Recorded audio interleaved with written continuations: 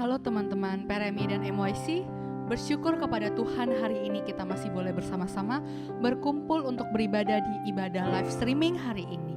Kita akan memulai ibadah kita hari ini.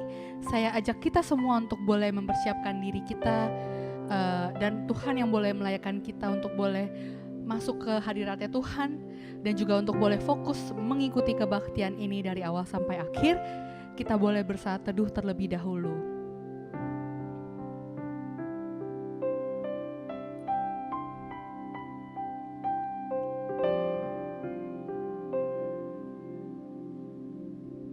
Amin. Saya mau ajak kita semua untuk menyanyikan pujian Saat Indah.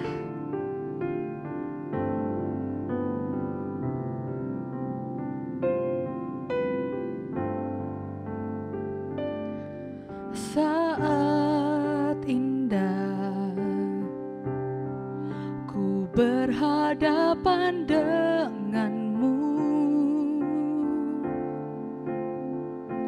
memandang wajahmu, Yesus kekasih jiwaku.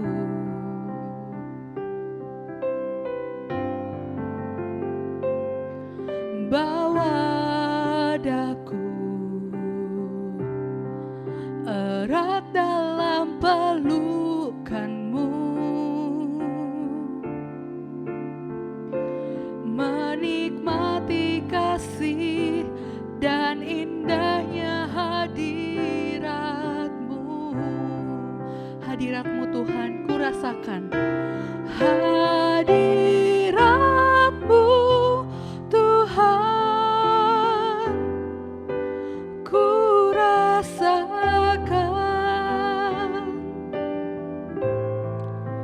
kekudusanmu Bapa, penuhiku,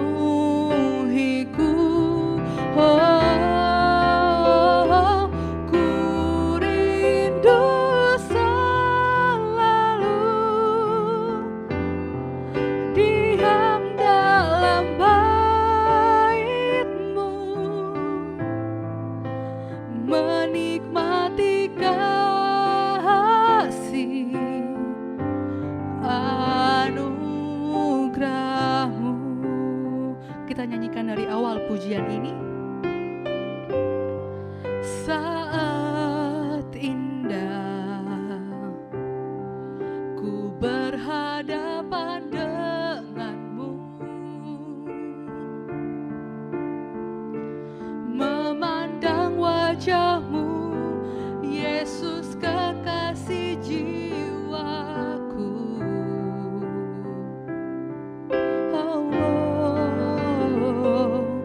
Bawa daku erat dalam pelukanmu, menikmati kasih dan indahnya hadirat-Mu.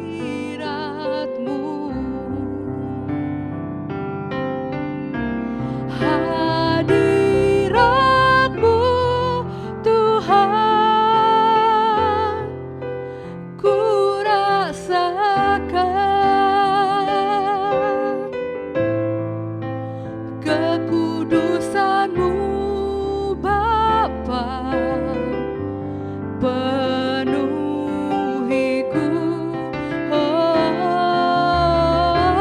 ku rindu selalu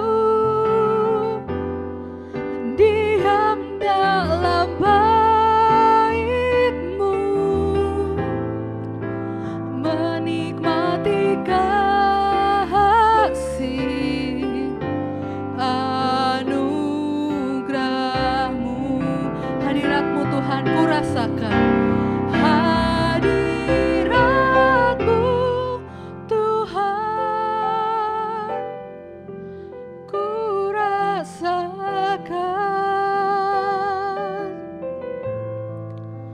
kekudusan-Mu Bapa, penuhiku,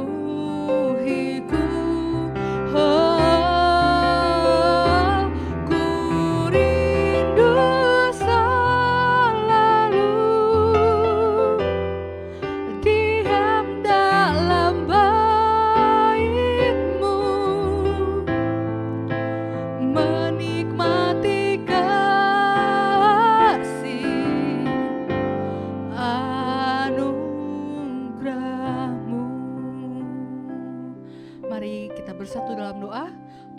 kembali kami datang ke hadapan-Mu Tuhan.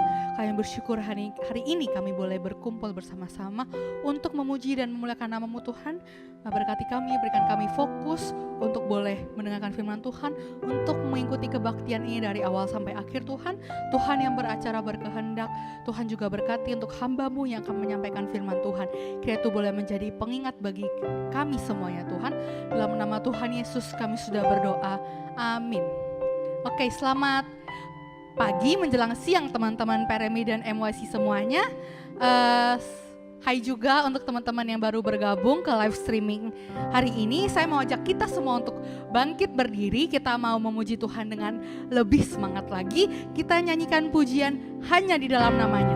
Teman-teman yang mungkin belum tahu lagunya, boleh sama-sama belajar untuk menyanyikannya. Oke?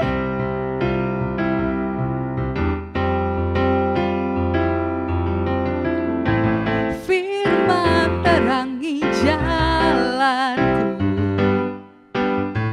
perisai iman di setiap waktu, lindungiku dari segala, tak pernah ku ragu, karena Dia bersamaku, setia menjaga dengan kuasa mulia.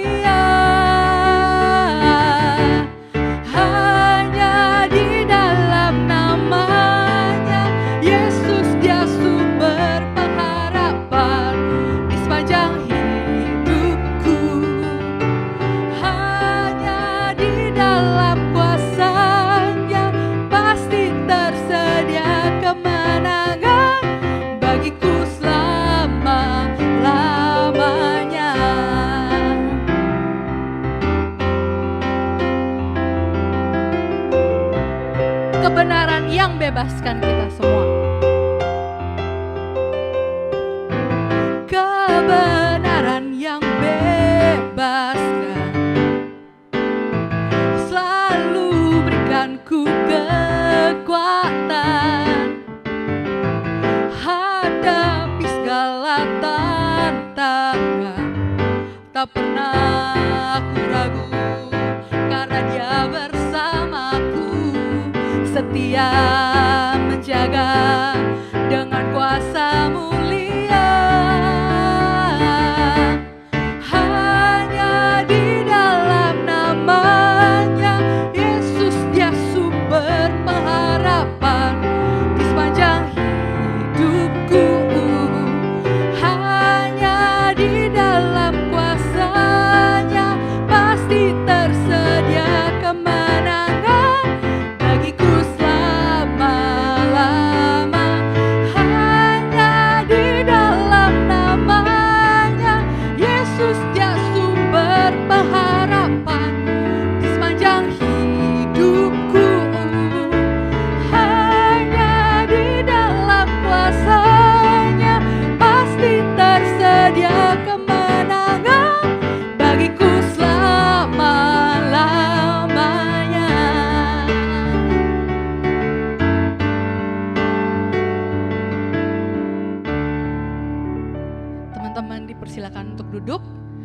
Sebentar lagi kita akan mendengarkan firman Tuhan.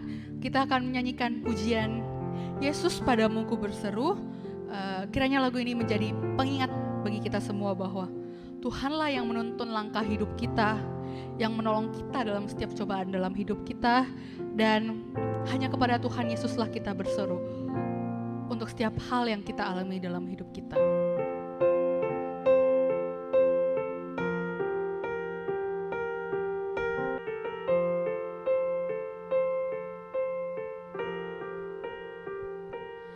Kau Tuhan, penolong dalam hidupku, ku percaya hanya kepadamu.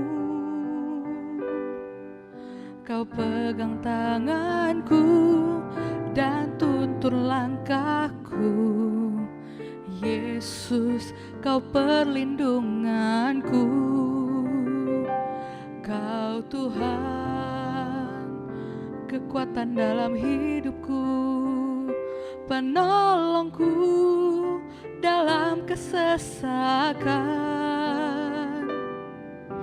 Kau gunung batuku dan pertahananku.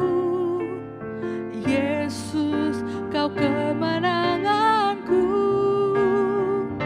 Yesus, padamu ku berseru, Kaulah penyelamatku. Terpujilah Kau Tuhanku. Mulutku memuji nama-Mu sepanjang umur hidupku. Terpujilah Kau Tuhanku di atas segalanya. Kita naikkan pujian ini dari awal. Kau Tuhan penolong dalam hidupku.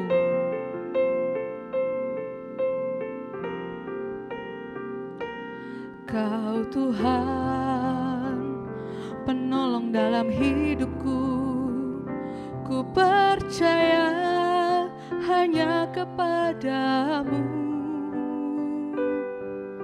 Kau pegang tanganku dan tuntun langkahku. Yesus, Kau perlindunganku. Kau Tuhan, kekuatan dalam hidupku, penolongku dalam kesesakan. Kau gunung batuku dan pertahananku. Yesus, Kau kemenanganku. Yesus, padamu ku berseru, Kaulah penyelamatku. Terpujilah Kau Tuhanku. Mulutku memuji nama-Mu sepanjang umur hidupku. Terpujilah Kau Tuhanku di atas segalanya. Kaulah sumber kuatku. Kaulah kehidupanku. Kaulah pertahananku. Ku percaya padamu.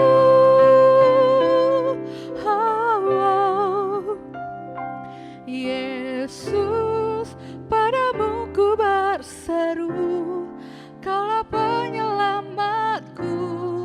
Terpujilah Kau Tuhanku. Mulutku memuji nama-Mu sepanjang umur hidupku. Terpujilah Kau Tuhanku di atas segalanya. Du-du-du-du-du, oh, Yesus.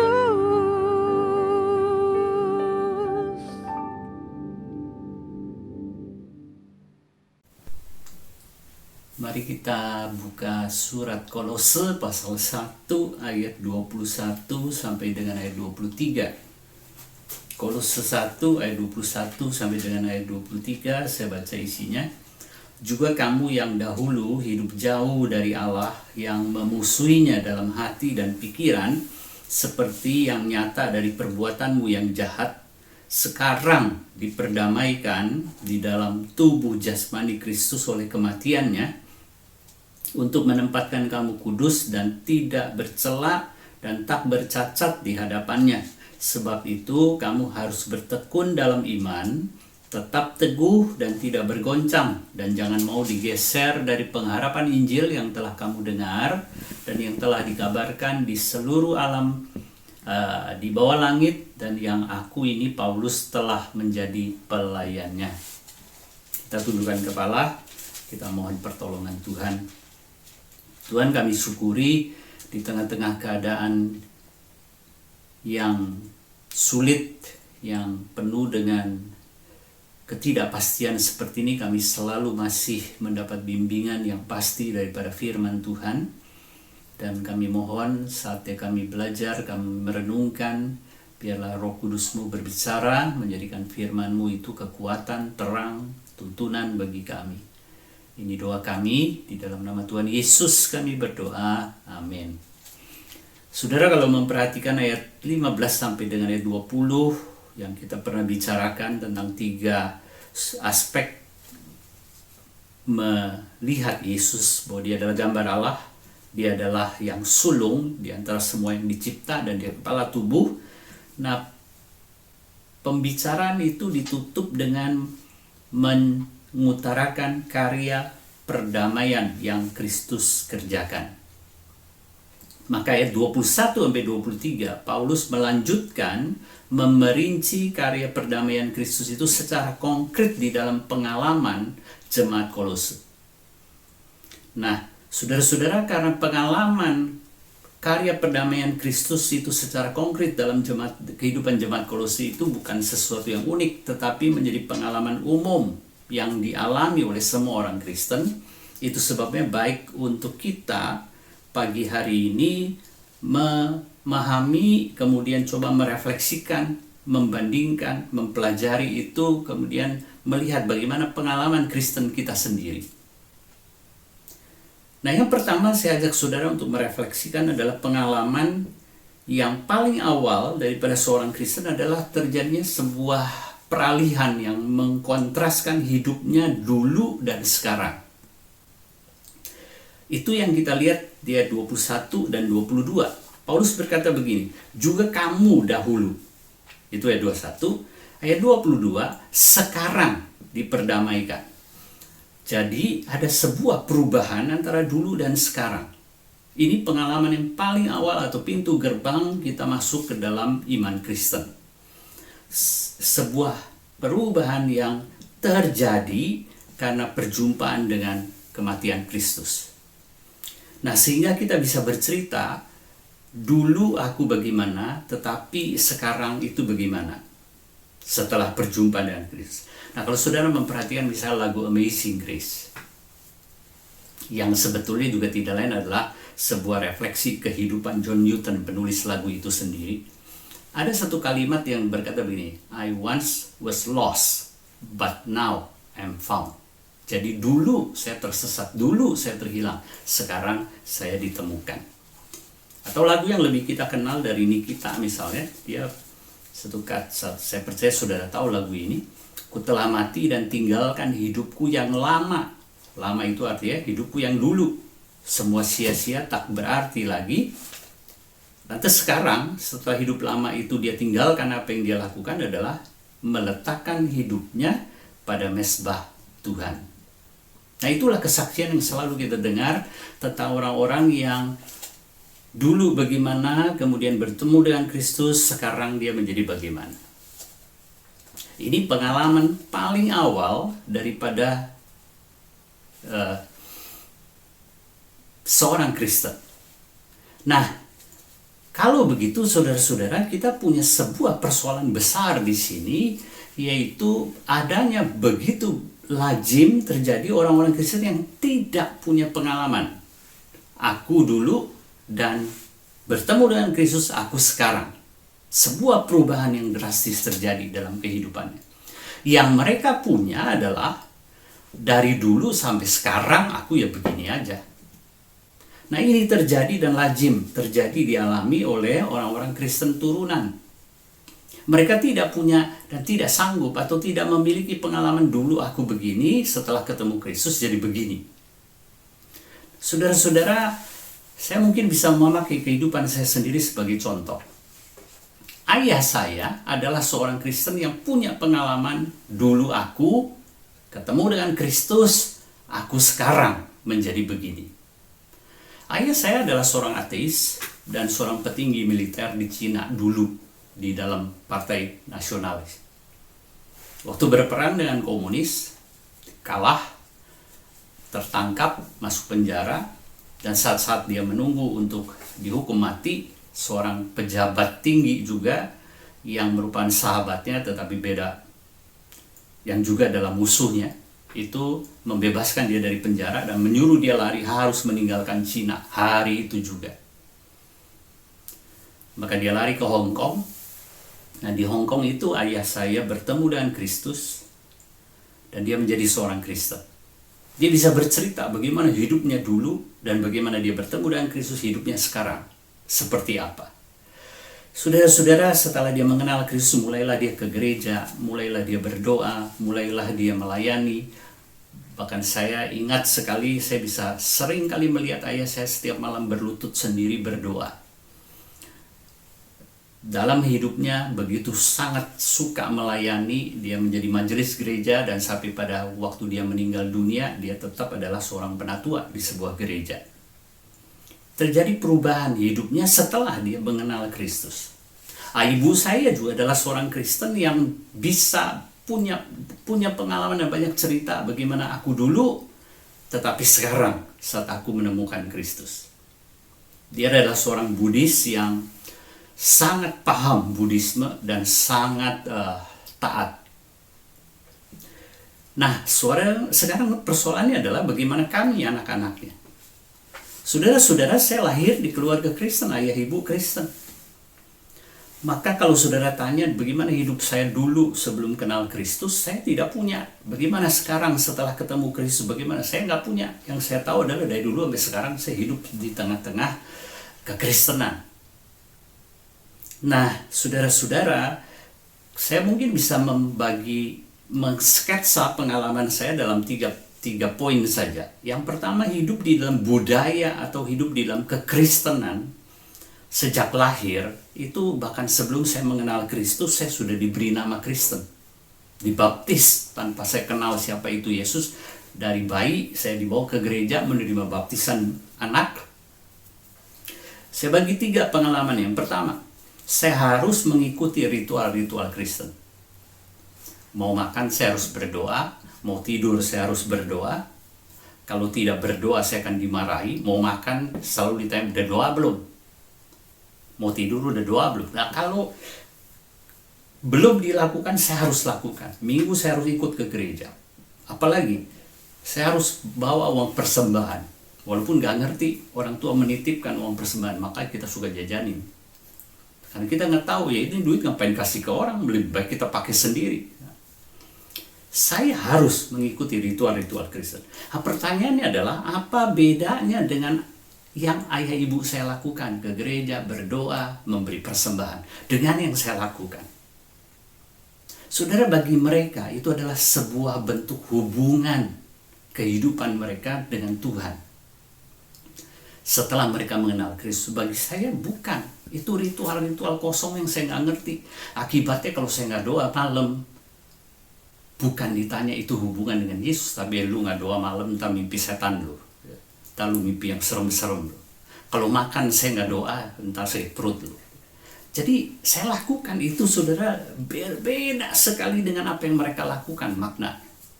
Yang kedua, sejak kecil saya diisi pengetahuan Kristen. Saya dibawa ke sekolah minggu, berbagai cerita tokoh Alkitab, berbagai cerita tentang Yesus saya tahu sejak saya kecil. Saya disekolahkan di sekolah Kristen yang punya pelajaran agama. Dan pelajaran agama selalu bagus saya nilainya. Kemudian waktu remaja harus ikut katekisasi, harus dengar khotbah ini dan itu. Oleh sebab itu, saudara-saudara, pengetahuan saya penuh. Saya tahu tentang 10 hukum, saya tahu tentang isi Alkitab 66 kitab, saya tahu 12 pengakuan iman rasuli. Saya tahu Allah itu Tritunggal, saya tahu Yesus itu mati, bangkit, hari Jumat Agung dan lain semua saya tahu. 25 Desember hari Yesus lahir dan seterusnya. Bedanya, saudara-saudara, pengetahuan yang saya punya dengan yang ayah saya, ibu saya punya, itu berbeda. Bagi mereka itu pengenalan mereka akan Tuhan yang mereka kenal. Bagi saya itu informasi kosong, pengetahuan yang nggak tahu apa gunanya. Sehingga bisa digambarkan pengalaman saya itu dengan ayah dan ibu saya adalah kalau mereka melihat bintang, kemudian menyanyi bintang kecil di langit yang tinggi amat banyak. Kalau aku enggak, aku orang buta. Disuruh nyanyi bintang kecil, liriknya 100% sama, nadanya 100% sama. Bedanya apa, saudara-saudara? Waktu saya tidak melihat bintang, tapi saya diberi pengetahuan tentang bintang. Ada pada waktu malam, bertebaran di langit yang tinggi. Saya nyanyi di bintang kecil di langit yang tinggi. Sama, bedanya adalah saya akan sambung dengan apa? katanya, bintang kecil di langit yang tinggi, katanya. Karena itu bukan pengalaman saya. Itu pengetahuan kosong. Yang ketiga, saudara-saudara, adalah saya diwajibkan berperilaku Kristen. Misalnya, saya nggak boleh merokok. Saya ingat sekali kok, saya dari kecil tuh nggak boleh merokok, nggak boleh gondrong, nggak boleh nonton bioskop, bahkan nggak boleh ke disco, apalagi nggak boleh bohong, nggak boleh nyuri, nggak boleh ngomong jorok. Nah, lagi-lagi pertanyaan saya adalah, apa bedanya dengan ayah ibu saya yang tidak mau merokok, tidak mau nonton, tidak mau ngomong jorok, tidak mau mencuri, tidak mau berbohong dengan saya? Mereka merasa itu adalah sesuatu yang mereka peroleh, dibebaskan dari dosa oleh Tuhan. Dan mereka ingin mengejar sebuah kehidupan yang kudus, yang berkenan. Bagi saya, saudara-saudara, itu belenggu. Itu sebuah penjara yang membuat saya tidak bebas dalam kehidupan ini. Ngomong jorok ditabokin, mau merokok dicaci maki. Akhirnya yang ngumpet-ngumpet belajar merokok. Syukurnya saya batuk, jadi berhenti, gak berani merokok. Nah, persoalannya jadi saya melihat gini, aduh enaknya jadi non-Kristen, apapun boleh. Sementara kita jadi Kristen, ini gak boleh, itu gak boleh. Malah saudara-saudara, sebagai anak Kristen, daya tarik dosa menjadi sangat kuat karena kami serba dilarang. Nah, ini menjadi orang Kristen, saudara-saudara, yang kita bilang menghidupi kekristenan tanpa punya hubungan pribadi dengan Kristus. Jadi artinya, ketika kita diminta bercerita tentang bagaimana dulu sebagai musuh Allah, sebagai orang di luar Kristus, tetapi sekarang diperdamaikan di dalam Kristus, seperti apa? Kita buta terhadap pengalaman itu. Nah, saya ingat anak saya sendiri, bagaimana waktu kecil kami, sebagaimana saya dulu orang tua memaksa saya harus ke gereja, saya paksa anak saya ke gereja. Waduh, saudara-saudara, dan itu juga sering saya saksikan di gereja-gereja. Orang tua beribadah dengan kusuk, anak main HP. Duduk di samping orang tua. Betul-betul boring dia mengikuti kebaktian itu. Jadi artinya, saudara-saudara, Anda mungkin ada di gereja, Anda punya pengetahuan banyak tentang kekristenan, Anda tahu berbagai ritual Kristen, tapi tidak punya hubungan apapun. Itu bukan akibat pengalaman dulu aku, tetapi sekarang di dalam Kristus aku jadi begini. Bukan. Dari dulu, dari sampai sekarang ya gua begini. Maka menjadi pertanyaan kita, di dalam pengalaman pertama sebagai orang Kristen yang punya dulu bagaimana, sekarang di dalam Kristus bagaimana, Anda dan saya harus bertanya, apakah kita punya perjumpaan pribadi dengan Kristus, sehingga baik ritual, baik pengetahuan, baik moral etika Kristen itu merupakan ekspresi yang dilahirkan dari perubahan karena perjumpaan dengan Kristus. Kalau itu tidak, maka kita tidak pernah sebenarnya menjadi orang Kristen. Dan itu berbahaya sekali karena paling banyak dialami oleh orang-orang yang lahir di keluarga Kristen. Refleksi yang kedua yang saya ingin ajak kita bersama-sama pikirkan adalah pengalaman berdamai dengan Allah. Kalau kita perhatikan ayat 22, maka kita menemukan 3 hal di situ. Saya baca lagi ayat 22, di situ dikatakan, sekarang diperdamaikannya di dalam tubuh jasmani Kristus oleh kematiannya untuk menempatkan kamu kudus dan tak bercela dan tak bercacat di hadapannya. Ada 3 poin di situ yang Paulus tunjukkan di ayat 22. Yang pertama, saudara perhatikan kata diperdamaikan. Sekarang kita itu, atau jemaat Kolose itu diperdamaikan. Pasif kata kerjanya. Jadi mereka bukan mencari perdamaian, mereka diperdamaikan. Allah yang mengerjakan itu. Allah yang aktif. Jadi menunjukkan sebetulnya yang merindu untuk berdamai itu adalah Allah. Dan Allah lah yang mengusahakan perdamaian itu.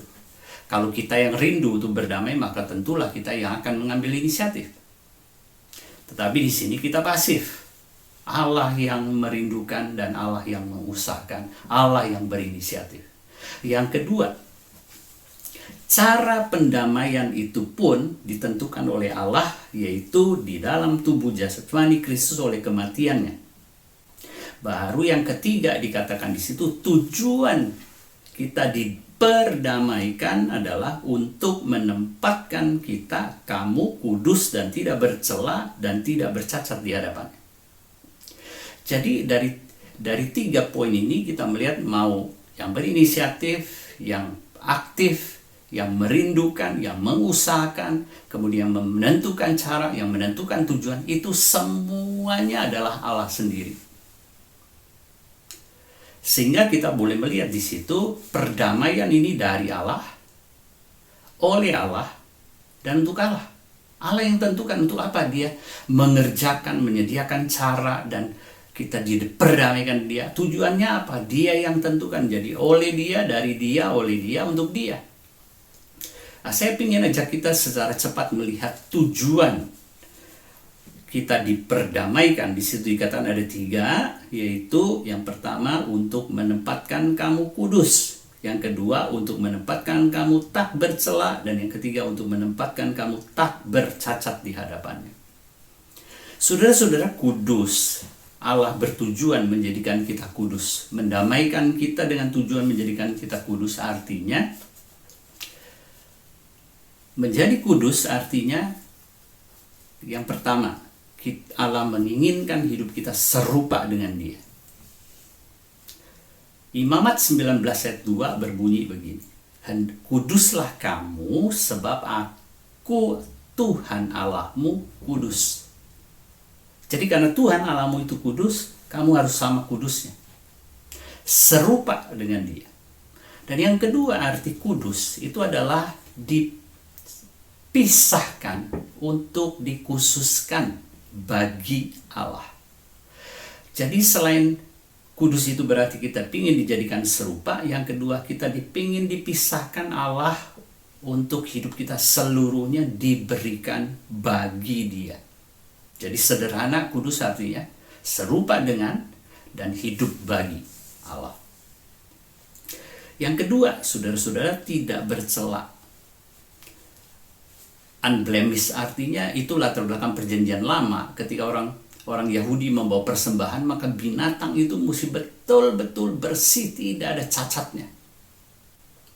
Tidak ada sesuatu yang cacat boleh dibawa ke hadapan Allah. Dia benar-benar sempurna. Dan yang terakhir, tidak bercacat artinya adalah ketika kita berdiri di hadapan Allah, tidak ada sesuatu cacat pada kita yang membuat kita bisa dihukum, dijatuhi, didakwa bersalah. Nah, ini tujuan Allah, yaitu kita kudus, serupa, dan hidup bagi dia. Kita menjadi tidak ada cacatnya, sehingga tidak ada celahnya, sehingga kita berdiri di hadapan dia tidak bisa dihukum karena tidak ada sesuatu yang salah pada kita. Nah, itulah yang Yesus kerjakan dengan kematiannya, supaya dia bisa mempresentasikan kita dalam 3 hal ini. Nah, saudara-saudara, jadi kalau kita lihat seluruh perdamaian itu dari Allah, oleh Allah, karena Allah yang mengerjakan, dan yang terakhir untuk Allah, karena dia yang menentukan tujuannya. Di sini timbul persoalan kedua yang kita mesti pikirkan. Persoalan itu bunyinya begini, apakah kita berminat berdamai dengan Allah? Apakah ketika kita diajak diperdamaikan dengan Allah, perdamaian itu tujuan yang Allah ingin capai lewat perdamaian itu, dengan tujuan kita mau diperdamaikan dengan Allah, apakah sama? Jawabnya tidak sama, dan sering dan sebetulnya kita tidak berminat damai dengan Allah.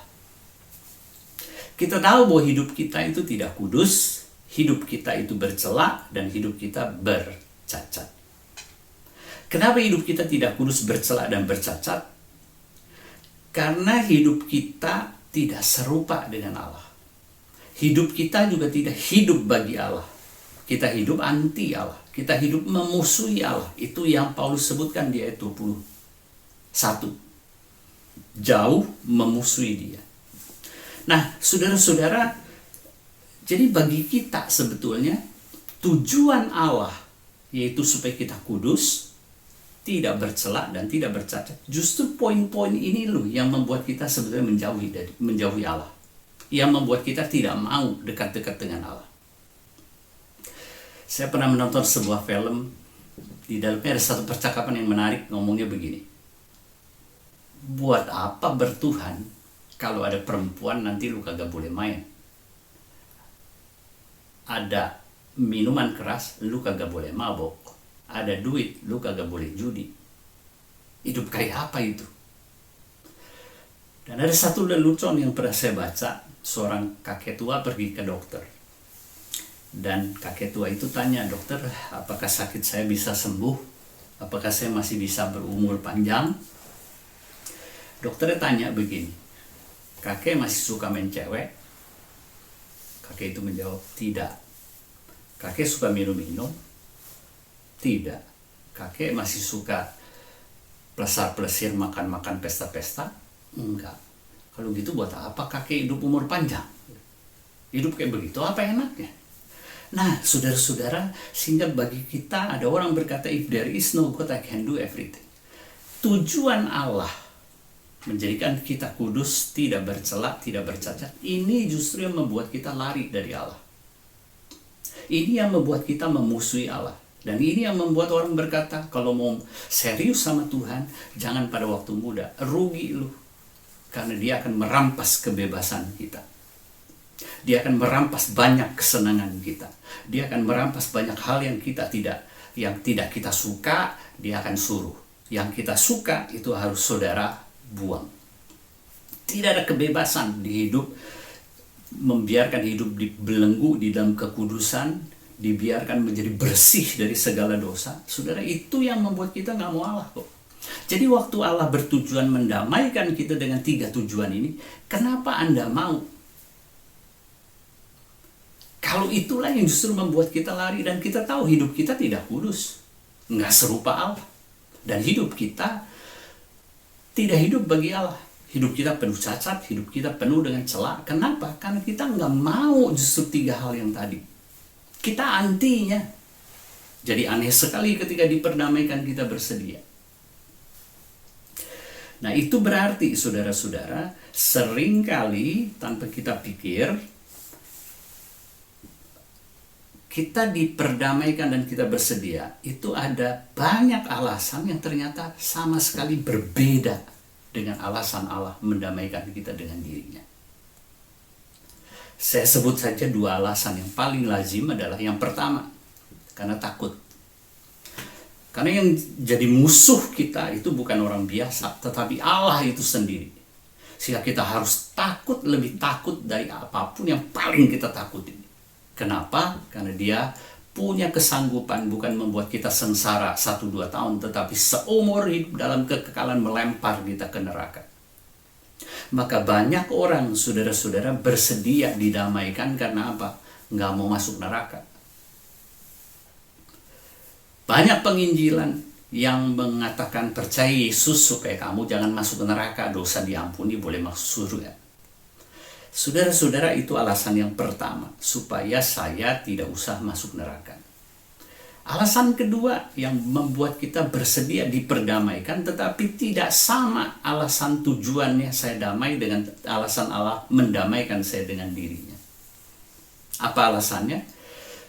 Saya coba dulu mengajak saudara berpikir begini. Kalau saudara bergaul dengan saudara itu membahayakan saya, merugikan saya. Seperti waktu Adam di Taman Eden, setan mengatakan Allah itu sebetulnya mencekik kamu, merugikan kamu. Karena dia melarang jangan makan itu buah, bukan tujuannya baik, tapi supaya engkau tidak bisa berkembang menjadi seperti Allah. Tujuannya adalah supaya kamu dibatasi, tidak bisa mencapai kemaksimalan dalam hidupmu.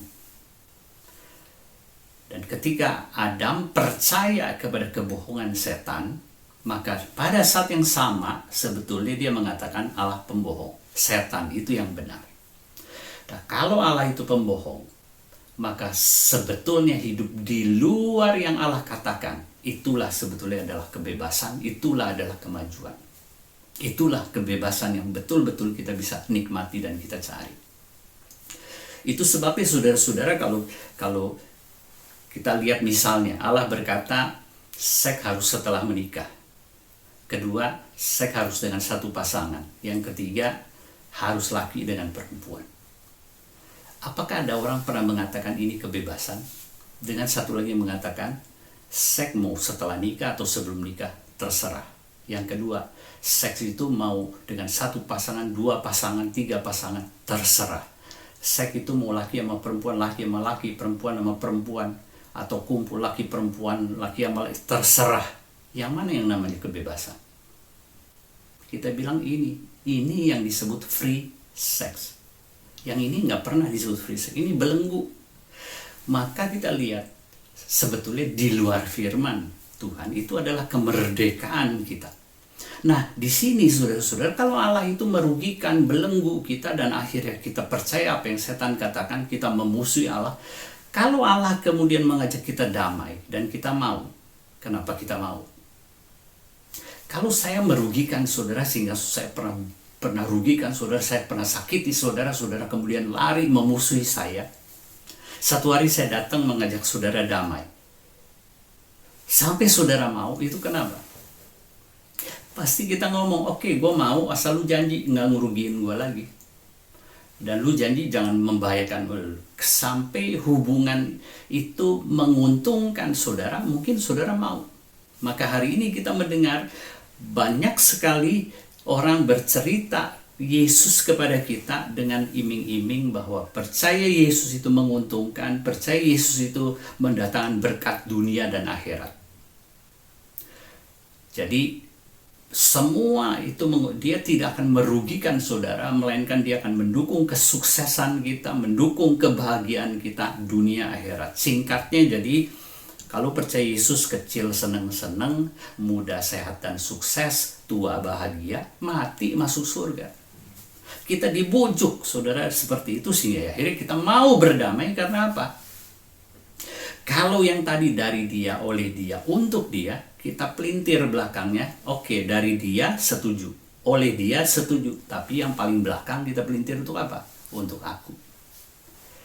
Saudara-saudara, ini Injil yang membuat kita terima, tetapi tujuan kita menerima perdamaian dengan Allah, dengan tujuan Allah memperdamaikan dirinya dan kita, total tidak sama.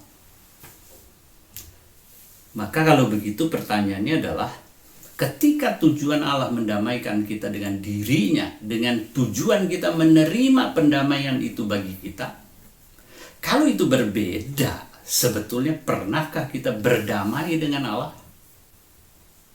Pernahkah Allah melihat tawaran kita diperdamaikan dalam Kristus itu, dia melihat kita terima?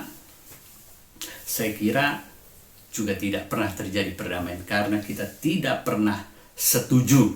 Kita cuma setuju bahwa dia berinisiatif, dia menyediakan cara, tapi tujuannya itu mesti menguntungkan saya. Jadi saudara-saudara, kekristenan yang benar, pengalaman diperdamaikan dengan Allah yang benar adalah, saya bukan hanya setuju, saya ini musuh. Yang kemudian Allah yang mengajak damai, Allah yang menyediakan caranya, tapi juga saya setuju dengan tujuan Allah memperdamaikan saya dengan dirinya, yaitu membawa saya kembali ke dalam tujuannya untuk dikuduskan, dibuat serupa dengan dia, dan dibuat hidup bagi dia. Bukan dia hidup bagi saya, bukan dia serupa dengan seluruh nafsu hidup saya. Kita justru ingin dikembalikan dari dia, oleh dia, bagi dia. Tanpa itu, saudara-saudara, kita perlu bertanya sebetulnya, apakah kita betul-betul sudah diperdamaikan? Ini pengalaman kedua yang saya ajak saudara untuk coba refleksikan dengan pengalaman kekristenan kita. Yang terakhir, saudara-saudara, yang saya ingin ajak kita pikirkan adalah coba merefleksikan bahwa kalau dulu saya musuh, kemudian tetapi sekarang diperdamaikan, itu kira-kira bagaimana wujudnya ketika saya setuju bahwa saya musuh, kemudian saya diperdamaikan oleh Kristus, oleh Allah melalui Kristus, dan saya setuju dengan tujuan Allah untuk menguduskan saya agar saya hidup serupa, agar saya hidup bagi Dia. Kalau itu terjadi, saudara, dari musuh saya diperdamaikan dan mulai dibawa kepada tujuan yang Allah mau. Apa yang terjadi dalam kehidupan saya? Karena saya diajak untuk menjalani satu kehidupan yang bukan berbeda dengan hidup saya yang lama, tapi berlawanan. Maksud berlawan di sini adalah dengan satu cara hidup yang dulu saya lawan, dulu saya tolak, dulu saya tidak mau. Dan sebuah jalan yang saya tidak paham sebetulnya. Kan itu bukan jalan hidup saya. Jalan hidup saya adalah jalan musuh Allah. Jalan yang tidak kudus, jalan yang bercela di mata Allah, jalan yang cacat di mata Allah. Sebuah jalan yang asing, yang saya tidak tahu. Yang saya tahu adalah ya hidup tidak kudus, tidak yang cacat, yang bercela, itu saya tahu. Sejak kecil saya tahu itu, saudara-saudara. Karena sejak kecil kita tahu bahwa orang bilang kalau yang jahat dari kecil kita nggak usah diajarin. Bisa sendiri. Karena apa? Kita begitu familiar. Orang bilang bohong nggak usah diajarin. Anak kecil bisa. Nyolong, ngambil barang orang, nggak usah diajarin, kita bisa. Tapi ngambil barang orang mesti kembaliin, itu mesti diajarin. Itu diajarin pun sampai tua tetap aja kalau orangnya lupa kita kagak balikin. Nah, saudara-saudara, maka ketika dikatakan kita oleh salib kematian Kristus akan menempatkan kita di hadapan Allah kudus, tidak bercela, tidak bercacat, gak masuk akal bagi kita. Jadi saudara-saudara, bagaimana pengalaman seorang musuh diperdamaikan yang kita tahu jalan yang berlawanan dengan Allah? Diajak menjalani sebuah jalan yang dulu saya lawan, yang saya tidak kenal, yang saya tidak tahu. Itu pasti sebuah perjalanan yang berat. Dan kalau dikatakan pada akhirnya kita akan kudus, tidak bercela dan tidak bercacat, kekristenan suka menguraikan itu sebagai proses 3 tahap. Tahap pertama adalah pengudusan posisi, yang kedua adalah pengudusan progresif, yang ketiga adalah pengudusan sempurna. Apa ini 3 pengudusan yang akhirnya membawa kita pada kesempurnaan hidup sebagai orang yang diperdamaikan dengan Allah, yang serupa dengan Allah, yang hidup bagi Allah, yang gak ada cacatnya, yang gak ada celahnya. Kita perlu mengerti pengudusan posisi, pengudusan progresif, dan pengudusan final atau sempurna. Untuk mengerti ini dulu, sebelum kita mengerti 3 istilah ini, saya ingin saudara mengerti posisi kita yang diuraikan Paulus di dalam ayat 21. Di situ dia menguraikan kepada kita juga 3 bentuk dosa. Ayat yang ke-21 dikatakan juga kamu yang dahulu hidup jauh dari Allah. Hidup jauh dari Allah. Yang kedua, yang memusuhinya dalam hati dan pikiran. Yang ketiga, seperti nyata dari perbuatanmu yang jahat. Saudara-saudara, hidup jauh dari Allah itu sebetulnya hidup teralienasi dari Allah. Hidup mengasingkan diri, hidup memisahkan diri, hidup menjauhkan diri dari Allah. Itu sebuah posisi. Baru kedua, dosa yang bersifat inner sin, di dalam hati dan pikiran. Yang ketiga adalah dosa yang bersifat eksternal, yang Paulus katakan nyata dari perbuatanmu yang jahat. Jadi eksternal, internal, dan positional. Saya jauh dari Allah, itu sebuah posisi. Kemudian saya berpikir baik hati dan pikiran, hal-hal yang memusuhi Allah, itu internal sin, nggak kelihatan. Baru yang ketiga, external sin, kita nyatakan lewat perbuatan-perbuatan. Nah, pengudusan posisi itu adalah kita dari musuh, dari jauh sekarang dekat dan bahkan menjadi anak, didamaikan. Tetapi saudara-saudara, internal dan eksternal sin kita itu masuk ke dalam kategori kedua, yaitu pengudusan progresif. Itu perlu dikikis, dibentuk, baik dosa di dalam batin maupun dosa di dalam perbuatan.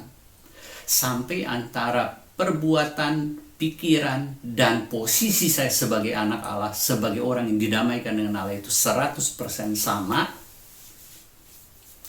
Itu yang disebut pengudusan sempurna yang kita alami setelah Kristus datang kedua kali. Setelah kita meninggalkan dunia ini. Itu tidak mungkin kita capai di dunia ini. Nah, saudara-saudara, jadi artinya begini. Secara posisi kita sudah selesai. Kita sudah didamaikan. Tetapi secara internal, pikiran hati kita yang biasa terlatih di jalan berdosa, yang sangat familiar dengan segala jalan yang tidak kudus, itu perlu terus-menerus Allah bentuk. Nah, di sini saudara-saudara, saya perlu sedikit mengajak saudara berpikir. Pengurusan progresif, karena kata progresif sering diartikan bahwa kita makin hari makin dikuduskan, makin kudus, makin kudus, makin bersih, makin bersih, makin bersih, makin mirip dengan Kristus. Nah, pengertian ini justru melahirkan kefrustrasian dalam hidup kita, karena ternyata kita melihat daya tarik yang kuat di dalam diri kita antara sebagai musuh tetapi juga diperdamaikan. Antara musuh yang taunya jalan yang berdosa dengan sekarang diperdamaikan, diajak ke sebuah jalan yang baru. Itu terus menerus kita lihat ada hadir keduanya di dalam hidup kita. Jadi saudara-saudara, kita tidak melihat bahwa saya makin hari makin baik, makin hari makin kudus, makin hari makin mirip Allah, makin hari makin memberi hidup bagi Allah. Dalam kenyataan saya melihat hidup saya tidak begitu. Jadi tadi malam sempat sedikit diskusi dengan anak saya. Kami akhirnya setuju memakai kata lebih baik jangan progresif tapi dynamic sanctification, di mana kita akan terus mengalami jatuh bangun, jatuh bangun, jatuh bangun, makin hari bisa makin merasa aduh berapa aku terus gagal dan mengecewakan Tuhan.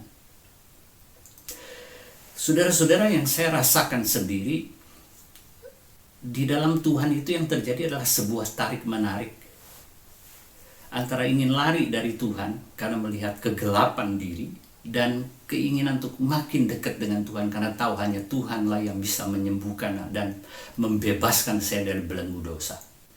Dan tarik-menarik inilah yang kita lihat terus-menerus terjadi, makin kuat, makin lama makin kuat. Sehingga mungkin bisa digambarkan jalan pengudusan itu sebagai musuh yang diperdamaikan. Jadi saya musuh sudah diperdamaikan secara posisi, tetapi di dalam perilaku dan pikiran saya belum 100% mengikuti posisi saya yang baru. Dan itulah menjadi sebuah pertempuran yang luar biasa melelahkan dalam hidup kita. Sehingga kita lebih mirip sebetulnya seperti orang mendaki gunung, tapi bukan jalan maju.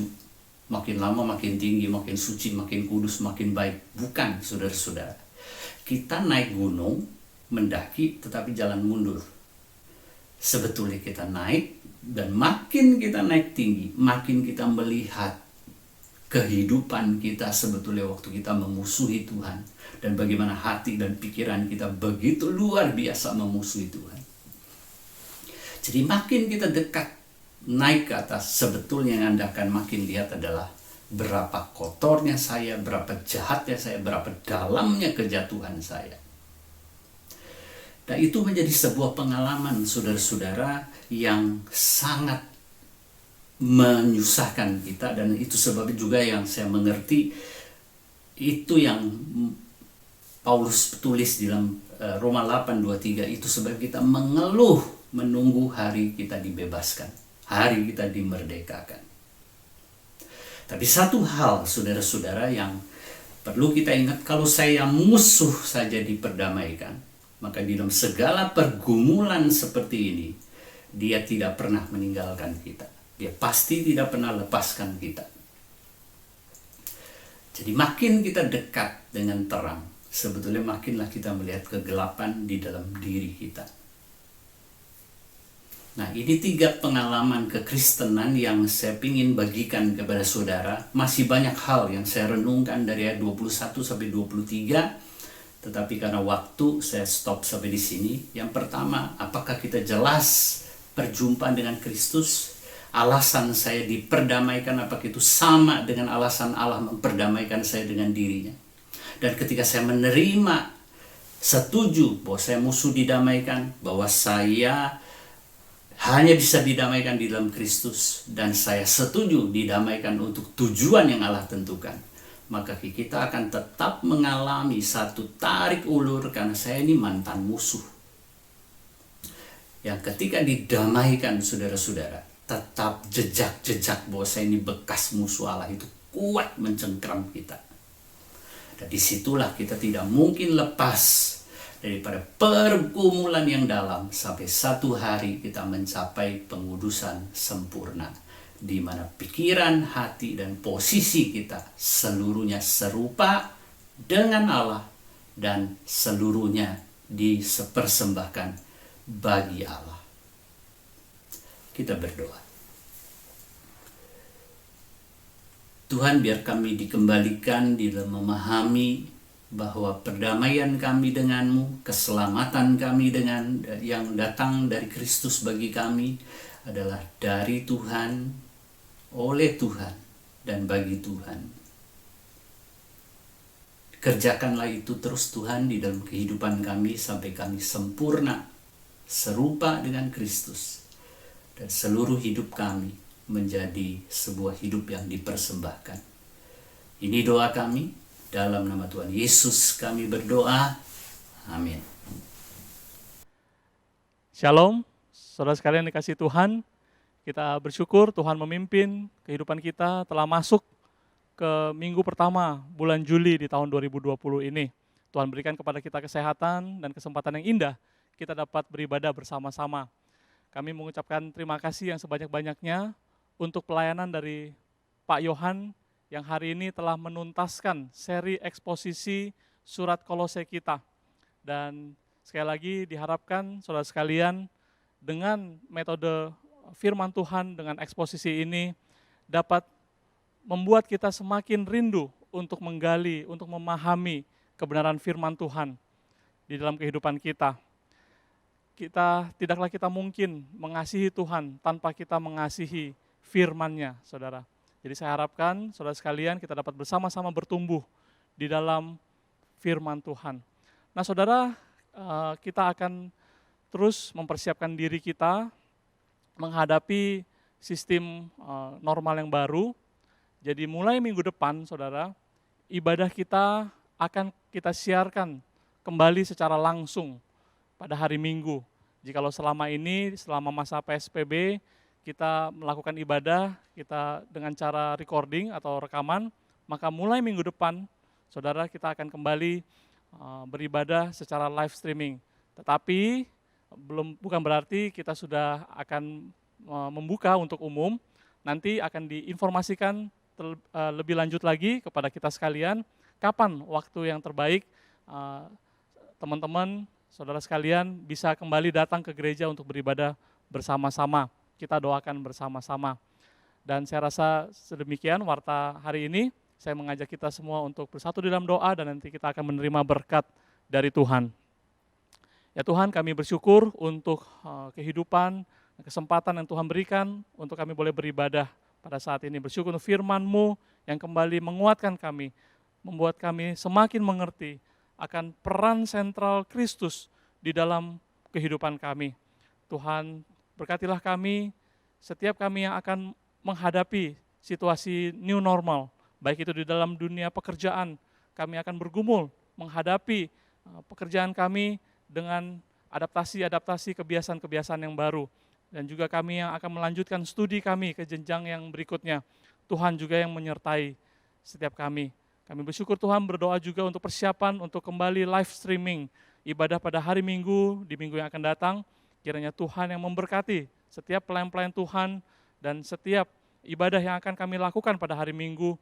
Kiranya Tuhan juga yang memberkati, dan pada saatnya nanti kalau Tuhan sudah izinkan, kami akan kembali lagi beribadah bersama-sama di rumah Tuhan. Kami bersyukur dan berdoa di dalam nama Tuhan Yesus yang adalah Tuhan dan Juru Selamat kami yang hidup.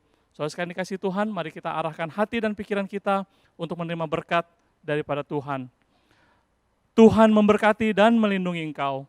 Tuhan menyinari wajahnya kepadamu dan memberi engkau kasih karunia. Tuhan menghadapkan wajahnya kepadamu dan memberi engkau damai sejahtera. Mulai daripada saat ini sampai kedatangannya yang kedua kali, bahkan sampai kekal selama-lamanya. Amin. Amin. Tuhan memberkati kita.